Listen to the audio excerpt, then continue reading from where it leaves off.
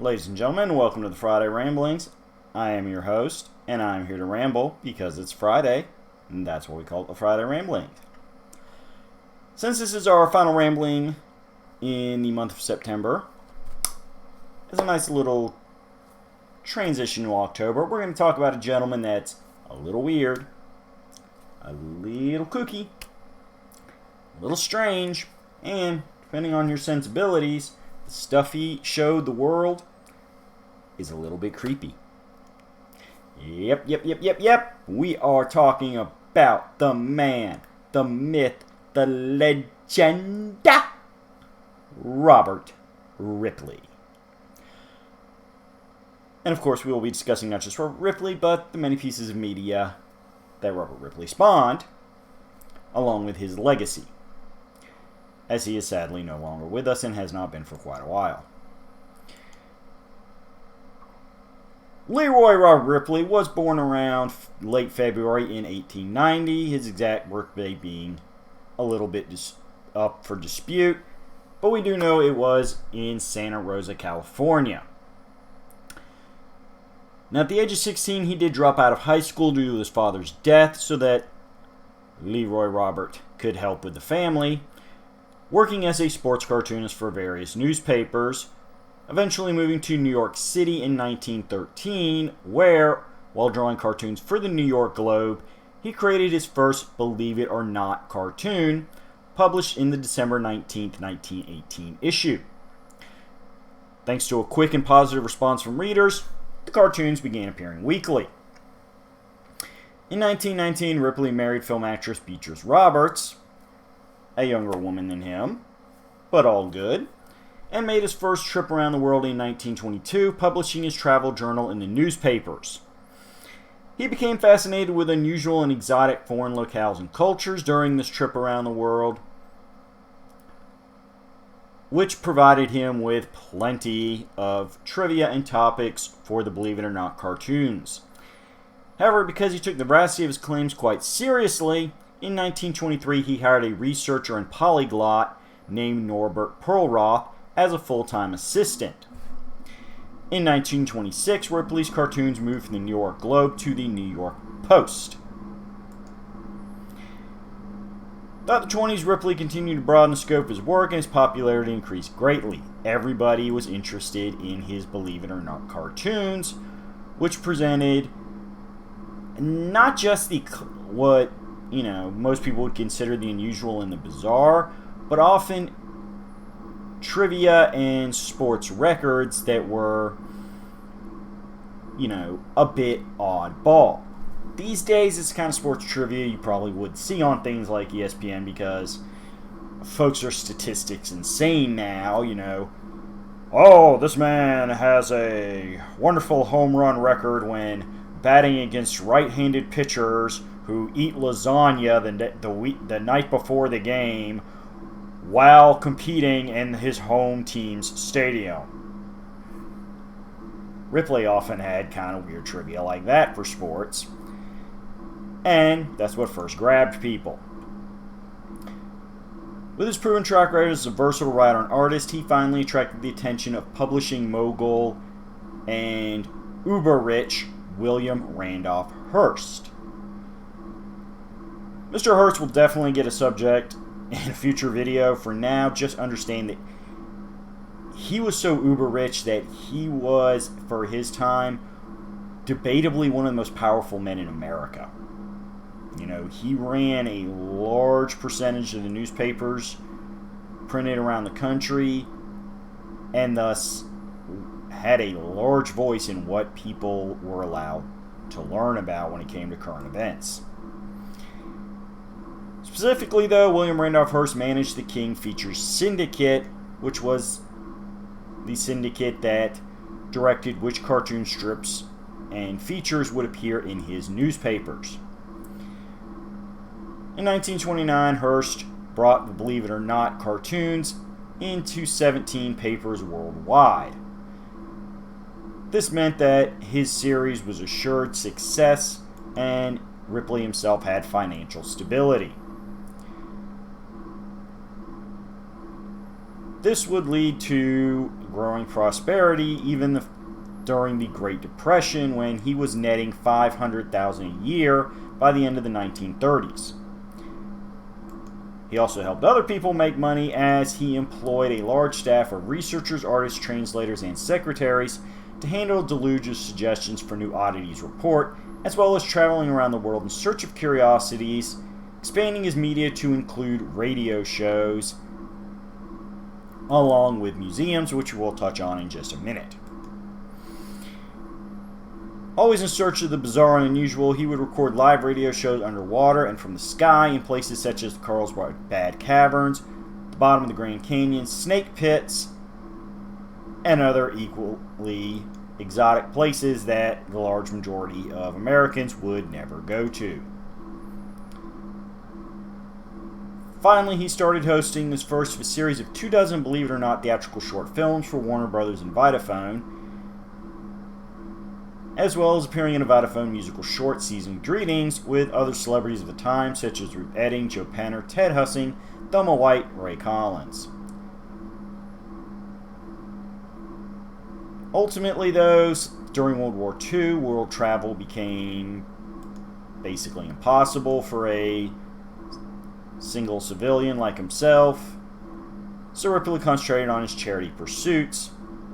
And in 1948, the year of the 20th anniversary of the Believe It or Not cartoon series, the Believe It or Not radio show drew to a close and was replaced with a Believe It or Not television series. This was considered a rather bold and financially risky move on Ripley's part because of the small number of Americans with access to television at this early time in the medium's development. However, Ripley, like many times in life, took the big risk. Ultimately, on May 27, 1949, he succumbed to a heart attack in New York City. He is buried in his hometown of Santa Rosa in the Oddfellows Lawn Cemetery, which is adjacent to the Santa Rosa Rural Cemetery. Ripley's cartoon series, which were continued to be reprinted after his death, was estimated to have 80 million readers worldwide, and he is said to have received more mail than the President of the United States. Even though he had homes in New York and Florida, he always remained close ties to his hometown of Santa Rosa, California, and made a point of bringing attention to the Church of One Tree, a church built entirely from the wood of a single 300-foot tall redwood tree, which stands on the north side of Juilliard Park in downtown Santa Rosa. The aforementioned Norbert Perroth spent 52 years as the features researcher, finding and verifying unusual facts for Ripley, and after Ripley's death, for the King's Feature Syndicate editors, who took over management of the Believe It or Not panel. Others who drew the series after Ripley's death include Don Wimmer, Joe Campbell, Art Slog, Clem Gratter, Carl Doris, Bob Clark, Stan Randall, Paul Freem, who became the panel's full-time artist in 1949, and his brother Walter Freem. Currently, Robert Ripley's legacy, namesake, and intellectual property is run by Ripley Entertainment, a company bearing his name and owned since 1985 by the Jim Pattison Group, Canada's largest privately held company. Now, besides various attractions bearing his name, such as the museums, a mini golf and arcade, movie theaters, sightseeing trains, Ripley Entertainment also owns Louis Tussauds Wax Museums. And this basically brings us up to the life of Robert Ripley himself. So, what about all that stuff we mentioned as far as Ripley Entertainment goes? Let's break it down. There is a point-and-click adventure game based on Robert Ripley, referred to as Ripley's Believe It or Not, The Riddle of Master Lou, developed and published by Sanctuary Woods in 1995 for the MS-DOS and Mac OS computers. Player assumes control of a fictionalized version of Robert Ripley, where he seeks to uncover the aforementioned riddle of Master Lou, traveling around the world to various locations and looking for clues like any good point-and-click game.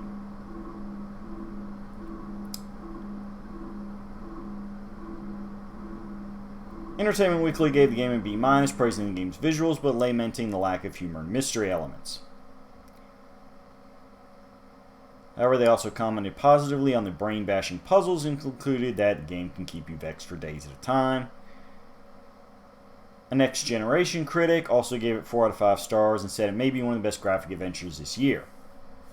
He praised the storyline and graphics, elaborating that the tasteful use of video and digitization gives the game a fully realistic feel, and characters of such personality, you begin to care about what happened to them.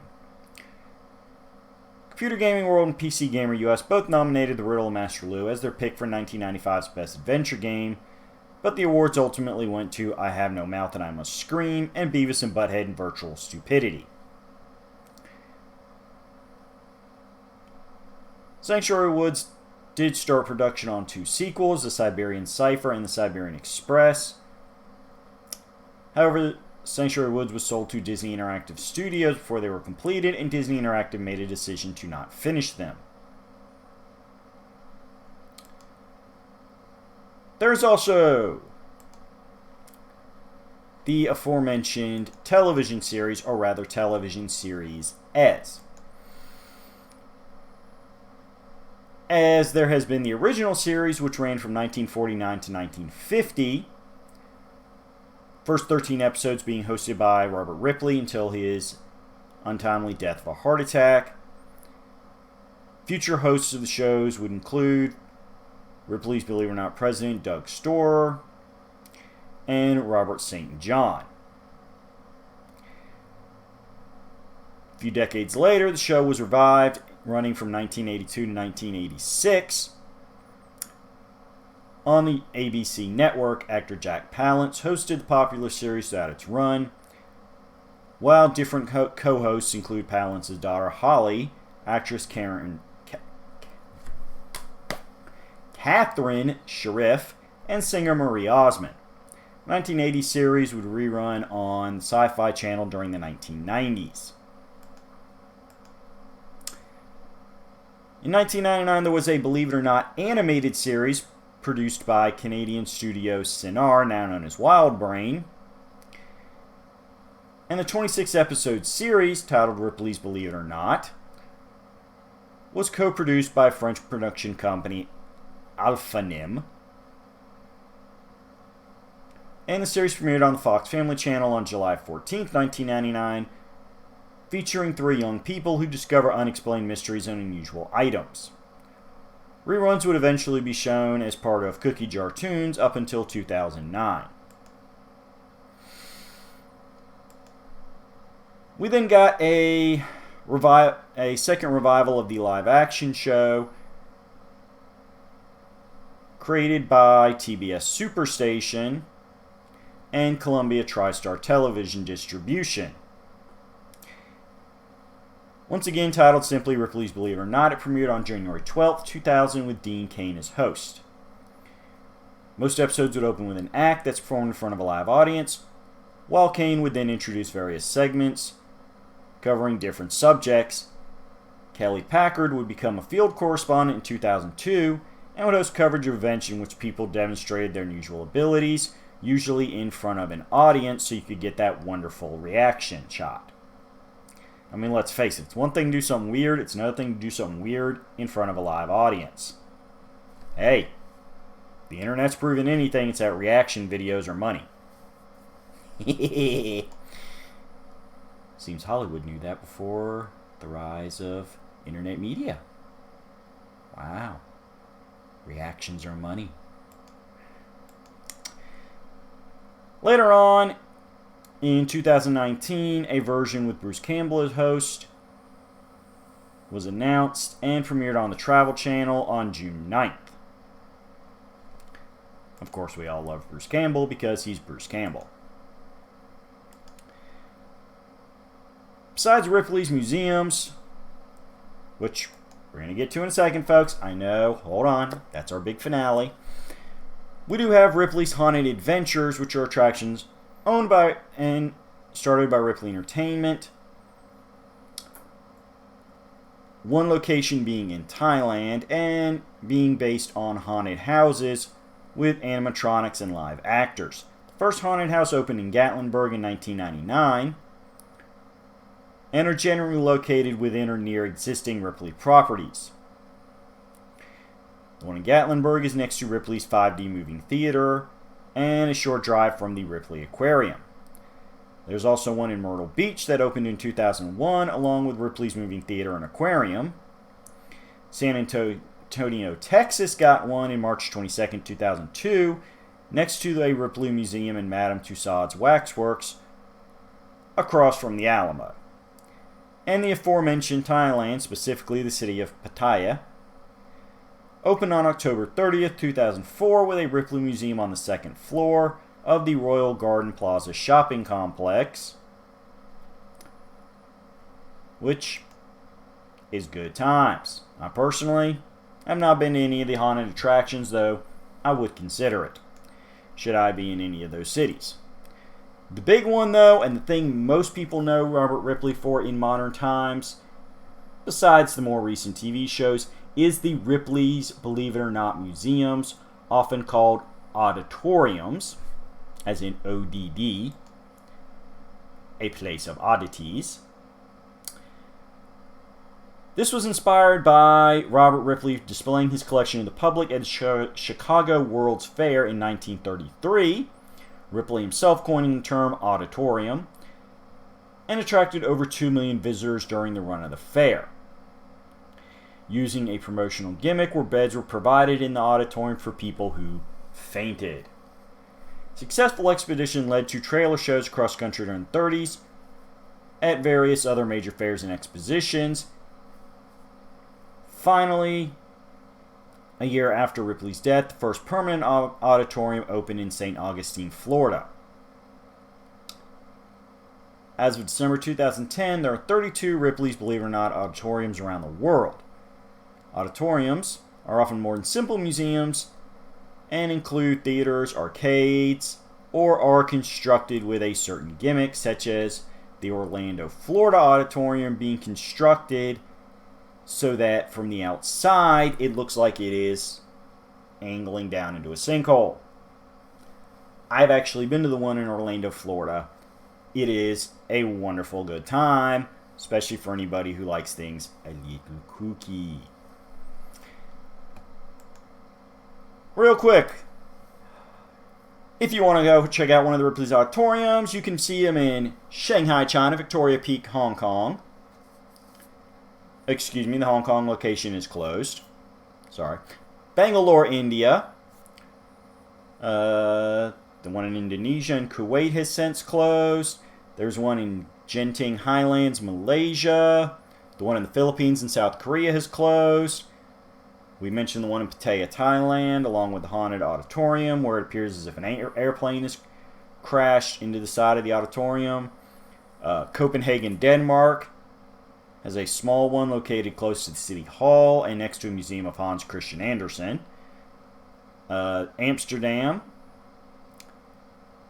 has one in a building belonging to the Heritage of Amsterdam and has more than 500 exhibits. In the United Kingdom, you can see one in Blackpool, although locations in Great Yarmouth and London have closed. In Canada, they have locations in Toronto, Ontario, Niagara Falls, Ontario, and Cavendish, Prince Edward Island. Mexico has one in Guadalajara, Mexico City, and Veracruz. In the United States, there are currently attractions in Hollywood and San Francisco. Florida has one in the aforementioned Orlando on the busy International Drive tourist corridor. Panama City Beach and the original one in St. Augustine is still open. It is located inside a Moorish revival-style mansion built in 1887 by millionaire William Warden. And it is rumored to be haunted due to the age and general oddity of it. Many segments of the more recent Ripley's TV series were filmed here, including the opening credits. There's one in Ocean City, Maryland, Branson, Missouri, Atlantic City, New Jersey, Newport, Oregon, and Myrtle Beach, South Carolina, along with Ripley's Haunted Adventure, an aquarium, and the 5D Motion Theater, as well as Gatlinburg, Tennessee, Grand Prairie, Texas, San Antonio, Texas, the aforementioned Alamo with Louis Tussaud's Waxworks as well, Williamsburg, Virginia, Wisconsin Dells, Wisconsin, and finally one in Gold Coast, Australia, near the popular tourist destination Surfer's Paradise. Now, authorities of the company insist that they thoroughly investigate everything and ensure they're accurate before they publish their research. This is emphasized on the television show where they often say, if you see it on Ripley's, you can bet that it's real.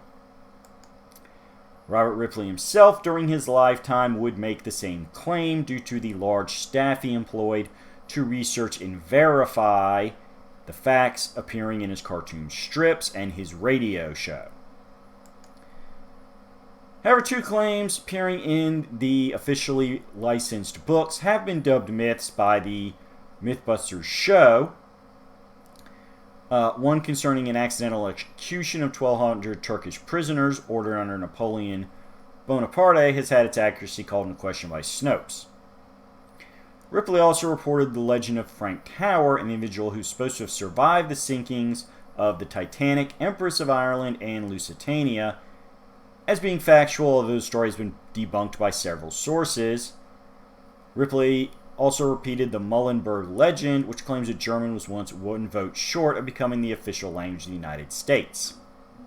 Still, given the thousands of factoids and curiosities and exhibits that have shown up under the Robert Ripley name, having, 5 or 6, haha, we got you, Robert, aspects really is a pretty impressive record. I mean, that's an accuracy percentage that anybody can respect. And thus goes the life and legacy of Robert Ripley.